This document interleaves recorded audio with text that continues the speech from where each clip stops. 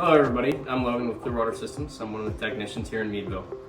Today we're going to be going over filter changes in our K5 drinking water system. To start our filter changes, the first thing we're going to want to do is come over here and hit our shutoff.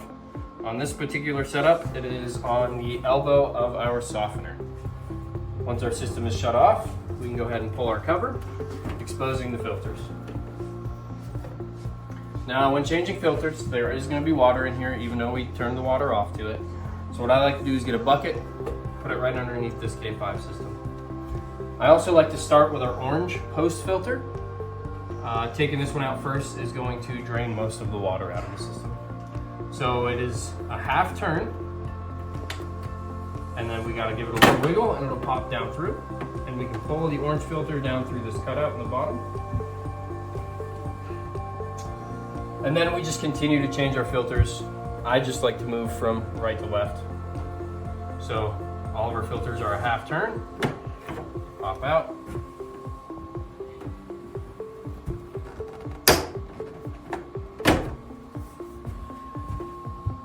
Now you'll notice I'm not changing our center filter. It's a green membrane. This filter is good for 7 to 10 years. So once we have our filters out, we get our new filters. And we want to make sure we pre-fill these. So you can do that one of two ways. Before we turn the water off to the RO system, you can go up to your RO faucet and fill it up with your RO faucet. Or if you're only getting a little trickle due to needing a filter change, you can go ahead and fill it up with tap water. Now when changing these, I actually like to start with our auxiliary. This one happens to be a VOC filter. The reason for that is because it sits behind our post filter. So we just want to line it up, give it a half turn, and it'll lock right in. Now on our orange filter, we have a gear in here. We want to make sure we get that gear lined up with our blue pyrometer that sticks down inside of this K5.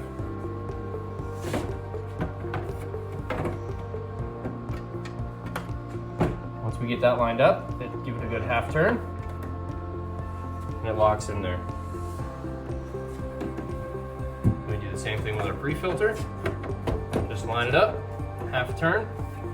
And now we can see that our blue tab or our pyrometer is up, indicating that we have good filter life. Then before we replace our cover, we want to turn the system back on